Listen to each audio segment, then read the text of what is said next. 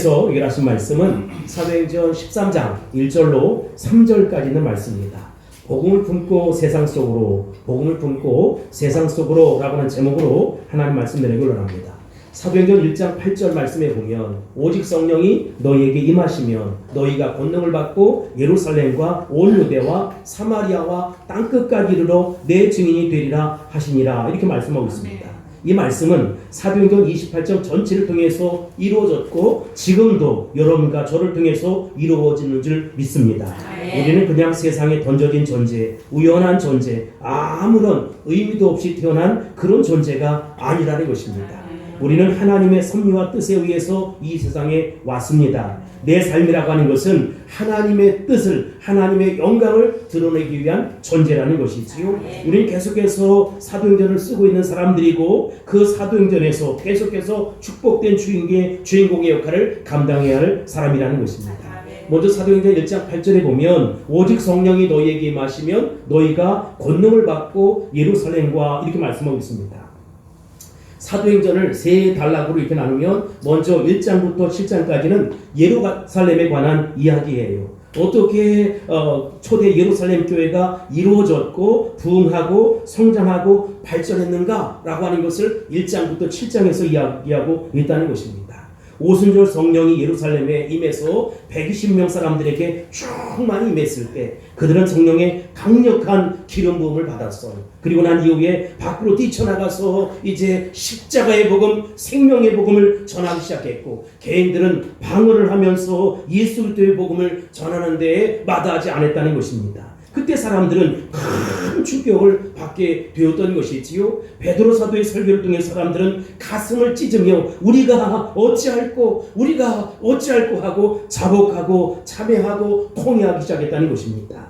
그때 설교를 듣고 회개해서 예수님 믿는 사람들이 3,000명이었고 5,000명이었고 그보다 더 많은 숫자가 이루어지게 되어서 초대교회가 아름답게 세워지게 되었다는 것입니다. 그러나 사도행전 1장부터 7장까지의 내용이 주님의 몸된 교회의 부흥과 성장만 이야기하는 것은 아니에요. 그렇게 부흥하고 성장했던 교회가 고난이 오고 핍박이 오고 어려움이 오고 시험을 겪을 수밖에 없었다는 것입니다. 아나니아와 삽비라 사건을 통해서 예루살렘 교회는 자체 정화작용을 하기 시작했어요. 초대 예루살렘 교회가 비록 부흥하고 성장했지만 하나님은 여전히 그 가운데 고난과 핍박과 시험을 통해서 당신의 교회가 더 성결해지길 원하고 더 거룩해지길 원하고 더 아름답게 세워지길 원했다는 것입니다. 우리 하나님은 분명 우리에게 은혜를 부어주십니다. 그러나 단순한 은혜를 부어주는 것만이 아니에요. 은혜도 부어주시지만 고난도 오고 역경도 오고 아픔도 온다는 것입니다. 그 사람들은 겸손하게 주님 아니면 안 되겠구나, 주님의 은혜 아니면 안 되겠구나 라고 고백하면서 사는 것이지요. 그런 일련의 과정을 통해서 더 거룩하고 성결한 삶을 살아가는 것입니다. 사람들로 하여금 거룩하고 성결할 뿐만 아니라 성숙한 삶을 도모하는 것, 이것이 바로 초대 예루살렘 교회가 탄생한 모습이라는 것입니다. 우리가 두 번째로 사도행전의 2단계는 8장부터 12장입니다. 사도행전 1장 8절에 보면 오직 성령이 너희에게 임하시면 너희가 권능을 받고 예루살렘과 온 유대와 그리고 사마리아와, 이렇게 말씀하고 있습니다. 복음은 예루살렘에 왔고 예루살렘으로부터 시작되었지만 예루살렘에만 머물지 않았다는 것입니다.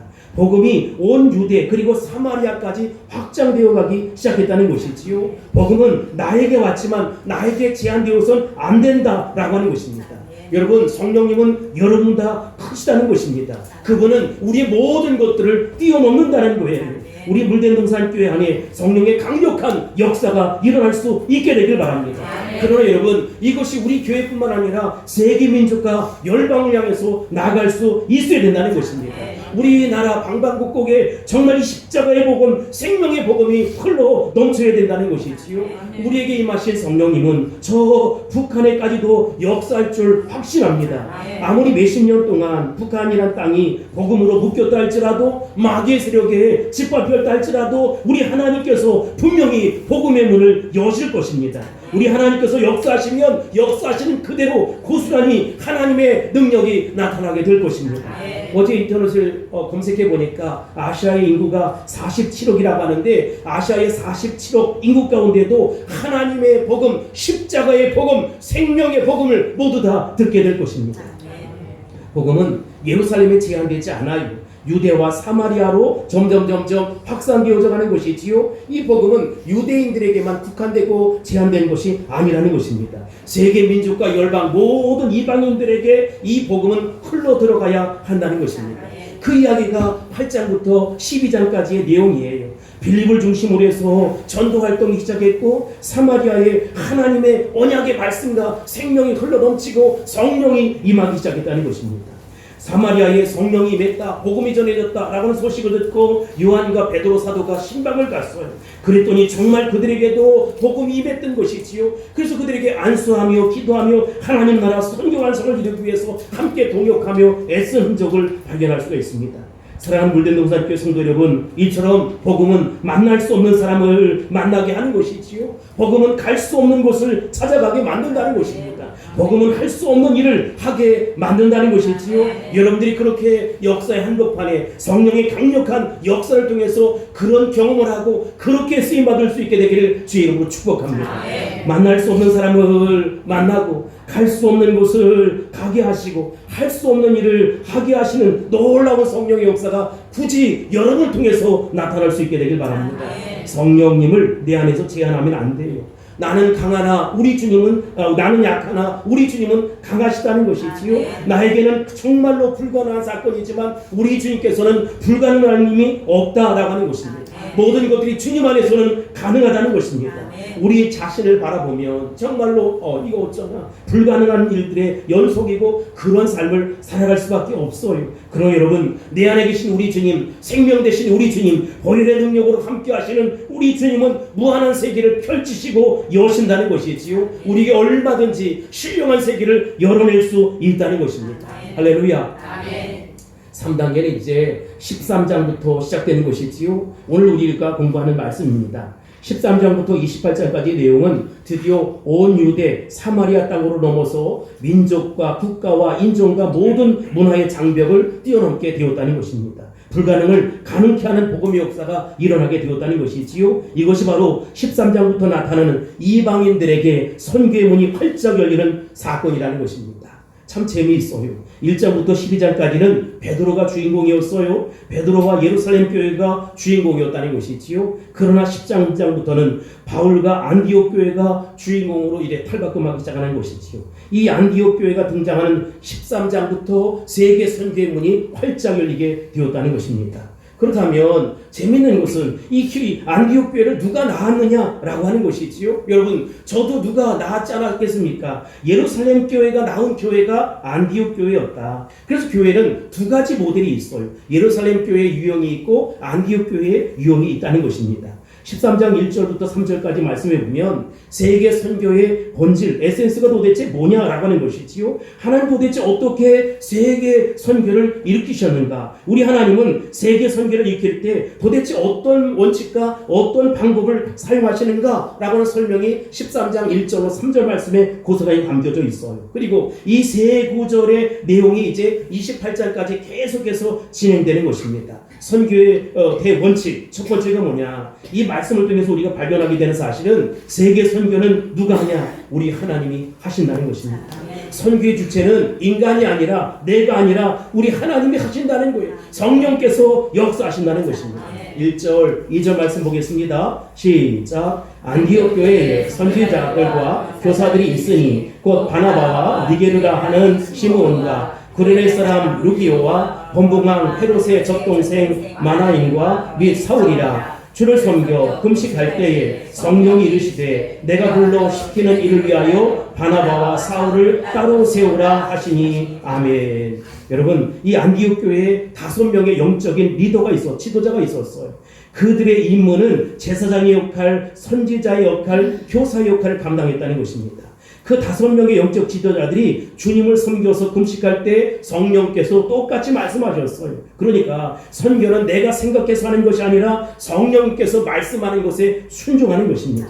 요나서에 보면 아미떼 아들 요나에게 하나님 말씀이 임합니다. 요나서 1장 2절입니다. 어떻게 임하는지 보세요. 시작. 너는 일어나 저 큰 성읍 니느웨로 가서 그곳을 향하여 외치라. 아멘. 요나가 선교의 주체가 아니라 하나님께서 요나에게 선교를 명령하셨다는 것입니다. 선교사는 선교의 주체가 아니에요. 선교사가 속한 선교단체가 선교의 주체가 아니에요. 교회가 선교의 주체가 아니에요. 선교의 명령을 하신 분이 누구냐? 오직 하나님이라는 것입니다. 하나님의 성령이 나타나셔서 명령하고 그 명령에 순종하는 것입니다. 선교는 하나님의 일이고 하나님의 관심이고 하나님의 목적이라는 것입니다. 선교를 반영할 때까지 교회가 아니에요. 무슨 얘기예요? 교회가 선교를 하지 아니하면 세상의 선교단체에 지나지 않는다. 그 구제단체에 지나지 않는다. 그저 교육단체에 지나지 않는다. 정신교육장에 지나지 않는다. 사상개조에 지나지 않는다는 것입니다. 교회는 하나님의 성령이 임해서 설교를 시작할 때마다 정말로 선교의 꿈을 꾸게 되고 그렇게 진정한 교회의 역사가 그 선교를 통해서 나타나야 한다는 것입니다. 이게 바로 안디옥 교회의 모습이었어요. 오늘 한국 교회에 부흥을 했지만 힘을 쓰지 못하는 이유가 뭡니까? 교회가 건물도 있어요. 성도도 어느 정도 있어요. 모든 것 다 가지고 있어요. 그러나 진정으로 선교하지 않는다는 것입니다. 그래서 교회는 세상에서 무능한 존재, 타락한 존재가 되어버리고 말았어요. 이 세상에 권력을 가진 존재가 많이 있습니다. 돈 있는 사람도 많이 있습니다. 그런데 여러분 선교하지 않는다면 그건 그저 조직에 불과한 것이지요. 성령 받고 주의 음성 듣고 선교에 헌신하고 선교를 결정할 때 교회는 세상 속에 속한 전혀 다른 또 하나의 조직이 된다는 것입니다. 성도의 숫자가 적다. 그래서 능력이 없는 게 아니에요.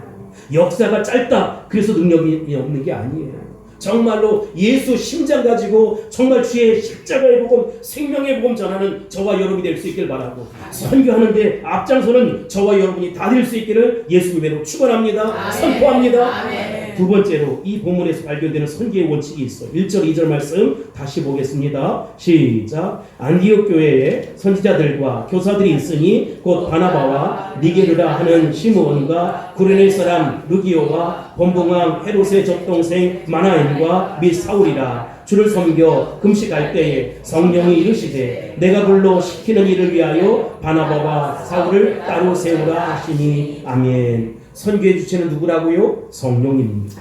창세 전부터 지금까지 계속해서 당신의 구원 사역을 위해서 한치도 오차됨이 없이 그분은 척척척척 당신의 일을 진행해 오셨다는 것입니다. 그리고 역사의 오메가 마지막도 반드시 그날에 올 거예요. 늦게 오시는 일이 없다. 일찍 오시는 법도 없다. 때가 참에 예수님이 이 땅에 오신 것처럼 당신의 때에 당신의 역사를 이루고야 마신다는 것입니다. 그래서 여러분 선교의 주체는 성령 하나님이시다. 오늘 1절 2절 말씀에 보면 그런데 성령 하나님께서 그 선교를 명했는데 어디에다 명했느냐? 주님의 몸된 교회에다가 명했다는 것입니다. 마땅히 우리 교회는 선교하는 교회, 구제하는 교회, 하나님 나라 선교 완성을 이루는데 앞장서는 교회가 될 수 있어야 된다는 것입니다. 여러분 우리 물대동산 교회가 선교하는 교회가 될 수 있길 바랍니다. 여러분 각자 개체가 선교하는 성도가 다 될 수 있기를 주의 이름으로 축복합니다. 할렐루야.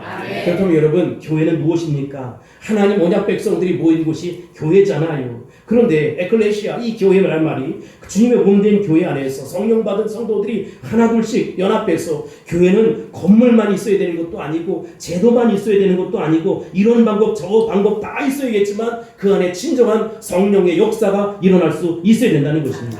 여러분 이 하나님의 성령이 안디옥교회 5명의 영적 지도자들 가운데 같이 똑같이 임했어요. 이 사명을 누가 감당해야 될 것이냐라고 하는 것이지요. 예루살렘 교회에 구성원이 있었어요. 예루살렘 구성원은 누구였습니까? 당시 12명의 10하고 2명의 사도들이 있었잖아요. 마가다락방에서 500명이 모여 기도했는데 그 가운데 120문도가 성령 충만함을 받게 되었어요. 그리고 거기에 리더였던 베드로 사도가 가서 복음을 전했을 때 3,000명, 5,000명 더 많은 숫자가 주님 앞에 돌아오게 되었다. 그런데 그들은 몽땅 유대인들이었다라고 하는 것입니다. 유대인들로만 구성된 교회가 예루살렘 교회였어요. 근데 안디옥 교회는 달랐어요. 어떻게 달랐느냐? 안디옥 교회는 사도가 없었어요. 12사도 중에 한 사람도 안디옥 교회에 있지 않았다. 그들의 지도자는 바울과 바나바였지만 아직도 바울은 이방인의 사도로 세움받기 전이었다. 그리고 바나바가 있었다. 성경에 보면 여러 곳에서 모인 사람들이 교회를 이루게 되었다. 무덤 안에서 그들이 이 복음 가지고 생명 걸고 하나님 나라를 세워가기 시작했다는 것입니다. 예루살렘 교회의 모습은 없었지만 그들은 동굴 안에서 하나님 나라를 세워가기 시작했어요. 그들 가운데 5명의 리더를 이야기하자면 여러분 첫 번째 바나바라고 하는 사람입니다. 이 굉장히 중요해요. 4장 36절에 보면 그는 구브로 키프로스라고 하는 섬에서 왔어요. 그는 굉장히 부자였는데 이 사람은 레인이었습니다. 두 번째 니게르라고 하는 시몬. 니게르가 어디서 나왔느냐? 여러분 니그로 아시지요? 흑인이었다는 거예요. 아프리카 흑인 가운데 이 사람이 시몬이라는 사람이 이제 개종해서 주님 앞에 돌아오게 되었다. 세 번째는 구레네 사람입니다. 굳이 제가 구레네라고 하는 표현을 한 것은 구레네 누기오라는 사람은 로마의 영향을 받았던 그런 사람이었다. 네 번째는 헤롯의 젖동생 마나엔이었다. 여러분 헤롯이라고 하는 사람이 세례 요한의 목을 칼로 쳐 죽인 사람 아닙니까? 그런데 같은 어머니의 젖을 먹었던 이 마나엔이라고 하는 사람이 결국은 이렇게 안디옥 교회의 주 멤버가 되었다. 무슨 얘기를 하는 거예요? 바울이라는 사람은 예수님을 핍박하고 예수 믿는 사람들을 감옥에 가뒀던 그런 사람. 이 바나바라는 사람은 전혀 키프로스에 살았던 사람이고 복음과 상관없던 그런 사람. 또 니게르라고 하는 검은 말이죠. 시몬이라는 사람도 아프리카 사람도 있었고 로마의 영향권에 있었던 구레네 사람 루기오가 있었고 또 그 당시 권력의 맛을 보고 또 옆에서 봤던 헬롯의 젖동생이었던 마나엔이 있었다. 이런 사람들이 모여서 하나님 나라가 세워져 가고 하나님 나라가 이루어져 갔다라고 하는 것입니다. 두 번째, 예루살렘 교회에서는 하나님 말씀이 선포되었고 300명이 회개하고 돌아왔잖아요. 성령의 강력한 기름 부으심을 통해. 그런데 여러분, 이 안디옥 교회는 전혀 다르고 영 다른 교회였다라고 하는 것입니다. 여러분, 그들은 이렇게 어렵고 힘든 모습 가운데 자기 교회 부흥과 성장도 이루었지만 적은 물질을 예루살렘에 보내는 그런 일도 감당했고 또 하나님 나라를 세워가기 위해서 당신의 지도자들을 내놓을 수 있는 그런 넉넉한 마음을 가진 사람이었다는 것이지요. 12장 25절 보겠습니다. 시작. 바나바와 사울이 부조하는 일을 마치고 마가라 하는 요한을 데리고 예루살렘에서 돌아오니라. 아멘. 여러분, 이 안디옥 교회는 정말로 이렇게 가난한 사람들을 돕는, 우리 교회 안에도 어렵고 힘든 사람들을 같이 도울 수 있는 넉넉하고 훈훈한 마음이 있게 되길 바랍니다. 정말로 사랑을 흘려보낼 수 있게 되길 바랍니다. 구제의 의기는 구제만 머무는 데 있어요. 여러분, 내가 선교해놓고 그가 나보다 더 잘 서더라, 아니면 그가 나보다 더 좋은 옷을 입더라, 이건 말이 안 돼요. 여러분, 내게 아니에요. 물질이 내게 아니에요. 건강도 내게 아니에요. 주님이 잠시 맡긴 거예요. 그래서 필요한 사람에게 흘려보내고 필요한 사람에게 나눠줄 수 있어야 된다는 것입니다. 넓은 가슴으로 하나님 나라 선교 완성을 이룰 수 있어야 되고 예수 심장 가지고 살아갈 수 있어야 된다는 것입니다. 지금 당장의 모습만 바라보는 것이 아니라 저 역사의 끝을 바라볼 수 있고 하나님께서 내가 한 것에 대한 상급 주심을 기억할 수 있어야 된다라고 하는 것입니다. 안디옥 교회 지도자들 보면 그들이 세 가지를 했어요. 첫 번째, 그들이 선지자들과 교사들의 직무를 감당했다. 예언 사역을 감당했던 것이지요. 말씀 선포를 감당했다라고 하는 것입니다. 교회 안에는 무엇이 있어야 되느냐? 아름다운 교제도 있어야 되고 여러 가지 행사도 있어야겠지만 진정으로 하나님의 말씀이 선포될 수 있고 말씀의 위를 받아야 하고 말씀의 힘을 얻을 수 있어야 된다는 것입니다. 모든 그리스도인에게 주어지는 절대 명령은 뭐냐? 하나님 말씀 앞에 순종하는 것이고 말씀 붙잡고 봉사하는 것입니다. 교회에 제일 불쌍한 사람이 누굽니까? 정말 시계추처럼 왔다리 갔다리 했지만 아무 은혜도 받지 못하고 영향력도 없이 살아가는, 시간만 보내고 세월만 낭비하는 모습이라는 것입니다. 교회 오면 먼저 무릎 꿇고 기도할 수 있어야 되고, 내가 정말 말씀대로 살겠습니다, 말씀의 종이 되겠습니다, 가르치든지 배우든지 둘 중에 하나를 할 수 있어야 된다는 것이지요. 하나님 말씀은 운동력이 있어요. 좌우의 날선 어떤 것보다도 예리해요. 혼과 영은 관절 골수를 찔러 쪼개기까지 한다는 것입니다. 무슨 얘기예요? 내 사건 속에 말씀이 개입해야 한다는 것이지요. 내 환경 속에 말씀이 개입해야 한다는 것입니다. 자녀들의 미래와 장래에 말씀이 개입해야 한다는 것이지요. 하나님 말씀은 살아 운동력이 있어 좌우의 날선 어떤 검보다도 예리한다는 것입니다. 혼과 관절과 골수를 찔러 쪼개기까지 한다는 것이지요. 말씀을 흘려보낼 수 있게 되길 바랍니다. 말씀을 붙잡을 수 있게 되길 바랍니다. 말씀대로 살 수 있게 되길 바랍니다. 2절 말씀 보세요. 시작. 주를 섬겨 금식할 때에 성령이 이르시되 내가 불러 시키는 일을 위하여 바나바와 사울을 따로 세우라 하시니 아멘. 안디옥 교회는 무엇을 했습니까? 주님을 섬겼다고 해요. 봉사했다는 것이지요. 우리 삶 속에 주님께 봉사하는 그런 삶이 넘칠 수 있게 되길 바랍니다. 나도 주님을 사랑하지만 정말로 사랑하는 것만큼 교회 공동체 안에 여러분 모두 하나님께서 보내신 성도들 아닙니까? 누구누구 제가 지난주에 이런 설교를 했어요. 내가 좋아하는 사람과 사랑하는 사람이 다르다. 좋아한다는 것은 싫어하는 사람이 있다는 것이지요. 갑자기 어디 모임을 갔다 오다가 저 강변북로를 타고 오는데 그 하나님 이 영혼들 차를 끌고 오는 이들을 위해서 축복기도 하고 싶은 거예요. 막 축복기도를 했어요. 근데 갑자기 앞차가 옆에 있던 차가 싹 하고 새치기를 해서 들어오는데 거의 사고가 날 직전이었어요. 내 입에서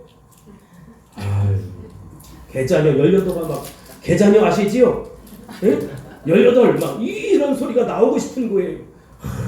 내가 아직도 멀었구나. 주여, 내가 정말로 주의 복음 전한다고 하면서 저들을 위해서 축복기도 한다고 하면서 아니 차 사고 나면 어때? 고치면 되지. 차 사고가 나면 또 교회에서 하나 사줄지도 모르니까 더 좋지. 내가 뭐 걱정을 할까? 그래서 회개해서 하나님 내가 정말 사랑하겠습니다. 주님의 심장으로 사랑하겠습니다. 용서하여 주옵소서 하고 기도했는데 그놈은 아마 모르고 그냥 갔을 거야. 근데 아무튼 제가 그런 마음을 가졌다 이런 얘기예요. 여러분 신앙생활이 뭐냐? 특별한 게 아니에요. 그저 빨래하고 기저귀 삶고 밥 짓고 설거지하고 청소하고 그게 우리의 삶이라는 것입니다. 신앙생활이 다 그래요. 이게 여러분 이런 마음 가지고 교회 와서 애정을 가지고 헌신할 수 있게 되길 바라고 애정을 가지고 아름답게 섬길 수 있게 되길 바랍니다. 그래야 교회가 내 집이 되잖아요. 손님이 설거지하는 거 봤어요? 설거지하는 좋은 사람도 있더라고요. 손님은요 음식만 먹고 가면 돼요. 폼 잡고 우아하게 멋지게 그냥 커피 한 잔 딱 때리고 때린다는 표현인데 여러분 아니 정말 단어를 잘 써야 되는데 커피 한 잔 딱 마시고 그냥 가면 돼요. 주인은 뭐 하지요? 뒷정리해야지, 설거지해야지, 또 그릇을 닦아서 말려야지, 그리고 선반에 올려놓아야지. 이거 다 한다. 여러분 봉사를 하는 이런 분들은 주님을 섬기는 기쁨이 있어야 돼요. 교회를 섬기는 기쁨이 있어야 한다는 것입니다. 내가 주인의식을 가지고 책임을 지는 기쁨이 있어야 된다는 것입니다. 이건 내 교회다. 내가 일평생 섬길 내 교회다. 이런 애정을 모두 가질 수 있게 되길 바랍니다. 옆 사람 보세요. 애정이 있는지 없는지. 아니 목사님 이렇게 퉁퉁퉁퉁 붙었어 이런 사람 하나도 없어요. 여러분 교회에 대한 애정이 넘칠 수 있게 되길 바랍니다. 목사에 대한 사랑이 넘칠 수 있게 되길 바랍니다. 그렇다고 저에게 와서 뽀뽀하지 마세요. 모두를 사랑할 수 있게 되길 바랍니다. 세 번째, 그들은 금식을 했어요. 기도하는 사람들이었다. 말씀이 있었고 봉사도 있었고 금식도 있었고 기도도 있었다. 신앙생활하면서 목사님 나는 금식을 한 번도 안 해봤어요. 이것도 기적이지. 여러분 정말로 신앙생활이 뭐냐? 피나는 투쟁이에요. 전쟁이 싸움이에요. 죽느냐 사느냐 이게 문제예요. 영적인 싸움을 싸우는 거잖아요. 땀방울이 빗방울이 맺히도록 기도하시던 예수님 기억하십니까? 왜 그분이 그렇게 했겠어요? 견딜 수 없는 아픔이 우리에게 있습니다. 말로 형언할 수 없는 고통이 우리에게 있습니다. 그러나 여러분 그럼에도 불구하고 포기하지 마시고 잘 견디시고 참고 이겨서 승리할 수 있게 되길 바랍니다. 예수님이 십자가 걸머진 것처럼 우리에게 십자가 걸머지고 잘 이기며 승리할 수 있게 되길 바랍니다. 나중에 간증할 날이 있을 거예요. 옛말할 날이 있을 거예요. 네 번째로 선교는 성령님께서 예비하시고 준비하신 사람들을 뽑아서 세우신다라고 하는 것입니다. 2절을 보겠습니다. 시작. 주를 섬겨 금식할 때에 성령이 이르시되 내가 불러 시키는 일을 위하여 바나바와 사울을 따로 세우라 하시니 아멘. 여러분 따로 세운다는 말이 뭐예요? 사람을 분리한다 이런 거잖아요. 분리해서 이양한다. 더 뜻은 나를 도와달라는 뜻이 아니에요. 성경금 좀 내달라 이런 뜻이 아니에요. 아예 그 사람을 떼어서 나에게 보내달라 이런 뜻입니다. 이것은 결혼하는 것과 똑같아요. 그 사람을 사랑하기 때문에 완전히 가족과 분리해서 나오는 것이지요. 지금 성령님은 교회에서 바울과 바나바를 따로 세우라 이렇게 말씀했어요. 성령님은 당신의 일을 위해서 사람들을 예비하고 준비시킨다는 것입니다. 바울과 바나바가 갑자기 부름받은 사람들이 아니에요. 여러분, 선교 명령은 갑자기 부름받은 것이 아니다. 우리 하나님께서 당신의 소원을 두고 행하시는 부분이다 라고 하는 것입니다. 우리 하나님은 바울을 준비시켰어요. 우리 하나님은 바나바를 준비시켰어요. 우리 하나님은 때가 되기를 기다렸다. 때가 찼어요. 그리고 어떻게 했습니까? 바울과 바나바를 따로 세웠어요. 따로 세운다는 말은 이제 이 교회에서 해방시켰다 이런 뜻입니다. 헌신이라는 말과 똑같은 것입니다. 결혼을 하잖아요. 결혼 안 하신 분도 있지만 결혼을 하잖아요. 그럼 여러분, 결혼이 뭡니까? 헌신하는 거예요. 한 여자를 택했다는 것은 이 지구상에 80억 인구가 있는데 그 80억 인구 가운데 절반이 남자, 여자 그럴 것 아니겠습니까? 80억 인구 가운데 절반인 40억 남자를 이야기 든다면 40억의 여자를 포기하는 한 사람만 붙잡고 나머지는 다 포기하는 거예요. 내가 선택한 여자보다 배 더 예쁜 여자가 있을까요? 없을까요? 그렇게 얘기하면 곤란해요. 그런데 아무튼 더 이쁜 여자가 있을 거예요. 더 멋진 남자가 있을 거예요. 더 매력이고 더 세상 말로 하면 쭉쭉 빵빵인 여자도 있을 것이고 아주 그냥 몸짱 배짱하는 남자들이 있을 거예요. 그렇지만 나는 이 남자에게 헌신한다. 나는 이 여자에게 헌신한다. 더 멋진 남자가 올지라도 더 좋은 여자가 올지라도 전혀 흔들리지 않는다. 눈길은 갈지 모르지만 흔들리지 않는다. 그게 헌신입니다. 아멘 안 할 줄 알았어요. 헌신하지 않는 결혼은 결국은 어떻게 되느냐? 이별의 아픔을 경험할 수밖에 없어요. 왜냐? 더 좋은 조건이 생기면, 불행한 일이 생기면 끝이 나는 것이지. 왜 그래요? 헌신하지 않았기 때문이라는 것입니다. 여러분, 우리는 우리 인생을 어딘가에 헌신해야 한다는 것이지요. 막연한 기대를 가지고 사는 것이 아니에요. 우리 하나님 아버지 앞에 헌신하는 것입니다. 인생의 본질은 하나님께 헌신하며 살아가는 것입니다. 헌신한다는 말은 프라이어리티라고 하는 것인데 우선순위가 생긴다 이런 뜻입니다. 우선순위를 어디에 두느냐? 하나님께서 허락하신 그 사람에게 우선순위를 두는 것입니다. 그리고 내가 해야 할 것과 하지 말아야 될 것을 결정하는 것입니다. 우리 하나님은 오늘도 헌신자를 찾으신다는 것입니다. 여러분들이 어떤 직업에 종사하든 어떤 형편에 있든 어떤 모양에 있든 어떤 삶을 살아가든 그것이 중요한 것이 아니라 이곳으로 갈까 저곳으로 갈까 고민하지 말라는 거예요. 하나님 영광을 위해 살아갈 수 있게 되길 바랍니다. 하나님 기쁨을 위해 살아갈 수 있게 되길 바랍니다. 하나님께서 허락하신 그 사람을 위해 살아갈 수 있게 되길 바랍니다. 한 길밖에 없어요. 내가 무슨 직업을 선택하든 간에 내 형편이 좋아지든 나빠지든 높은 자리에 있든 나쁜 자리에 있든 그게 중요하지 않아. 내 마음은 이미 확정되었어. 세상에 어떤 것도 내 마음을 흔들 수 없습니다. 내가 갈 길이 이미 정해졌습니다. 나는 하나님 영광을 위해 살아갑니다. 하나님 기쁨을 위해 살아갑니다. 그렇게 살아가는 사람들이 선교에 순종할 수 있는 것입니다.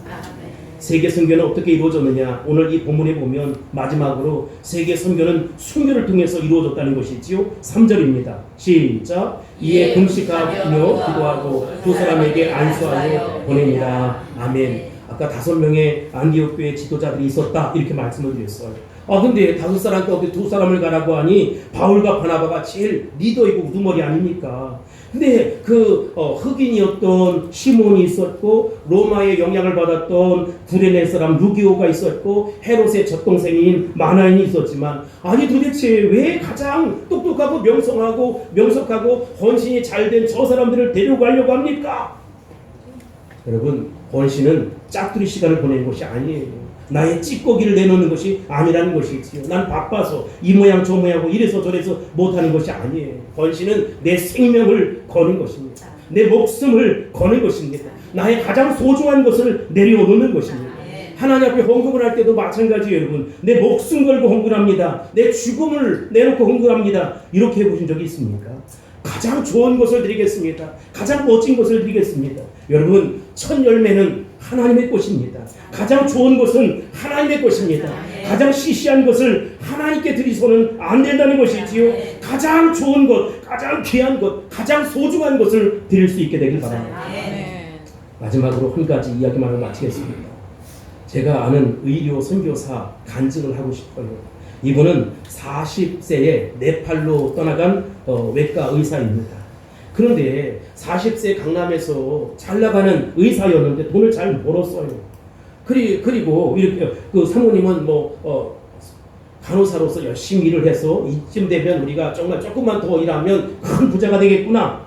이런 마음을 가졌는데 갑자기 남편이 마음을 결정했어요. 그리고 선교사로 가겠다는 거예요. 가난한 나라 네팔에 그 무료 선교를 가겠다는 것입니다. 그래서 어떻게 하면 남편을 만류할 수 있을까? 남편이 효자이니까 이 말을 들을 거다라고 하면서 부모님 핑계를 냈어요. 여보, 어머니가 곧 이렇게 돌아가실지도 몰라. 그러니까 어머니 장례식 치르고 가자. 그러면 내가 오케이 할게. 남편의 대답은 그래도 병원을 포기하고 내가 선교사로 떠나겠다는 것입니다. 도저히 마음에 견딜 수 없는 아픔이 있었어요. 그래서 이렇게 얘기합니다. 이제 고3 아들이 있는데 얘가 앞으로 시험을 치르려면 몇 달 남지 않았지 않느냐. 그러니까 얘 시험 끝나고 가자. 그랬더니 이 남편이 이렇게 얘기합니다. 내 나이 40살은 외과 의사로서 제일 실력이 많고 좋을 때인데 나는 내 인생의 가장 황금기를 주님께 드리고 싶다. 노년을 주님 앞에 드리고 싶지 않다. 이렇게 얘기하는 거예요. 그러자 그 부인은 결국은 당신을 따르리라. 당신 앞에 순종하리라. 이렇게 대답하고 떠나갔다는 것입니다. 그래서 그 선교사 부부는 지금도 이 네팔 선교지에서 살고 있어요. 이분들은 이런 고백을 통해서 당신의 일생을 주님 앞에 드리고 헌신할 수 있었던 것이지요. 사랑하는 성도 여러분, 이 선교사님의 고백을 한번 들어보시기 바랍니다. 내 인생에서 가장 아름다운 황금기를, 제 인생에서 가장 소중한 것을 하나님 당신께 드리겠습니다. 당신께 바치겠습니다. 라고 여러분 결단할 수 있게 되길 바랍니다. 복음을 이제 가슴에 품어야 합니다. 십자가의 복음, 생명의 복음을 가슴에 품어야 합니다. 이 복음은 모든 것의 모든 것입니다. 여러분의 사건도 변화시킬 것이고 환경도 바꿔놓으실 것이고 자녀들도 완전히 변화시킬 것입니다. 내 상황 조건 형편도 뒤집어 놓고야 말 것입니다. 그러니 복음을 가슴에 품고 세상 속으로 돌아갈 수 있게 되길 바랍니다. 선한 영향을 끼칠 수 있게 되길 바랍니다. 능력의 복음, 십자가의 복음, 이 완전한 복음, 이 부활의 복음으로 말미암아 승리하는 저와 여러분이 다 될 수 있기를 예수님의 이름으로 축원합니다. 바울과 바나바를 내려와서 세계 선교를 이뤘던 것처럼 여러분의 인생을 주님 앞에 드려서 가장 아름다운 황금기를 주님 앞에 드리고 가장 소중한 것을 하나님 앞에 드려서 멋진 하나님의 나라를 이뤄갈 수 있게 되기를 주의 이름으로 축복합니다. 축원합니다. 할렐루야. 기도하겠습니다. 고마우신 아버지 하나님 감사합니다. 하나님 은혜 감사합니다. 복음을 품고 세상 속으로 달려가는 저들을 축복하셔서 하나님 기억하시고 기뻐하시는 성도들의 아름다운 모습 될 수 있도록 축복하옵소서. 예수님의 이름으로 간절히 기도합나이다. 아멘.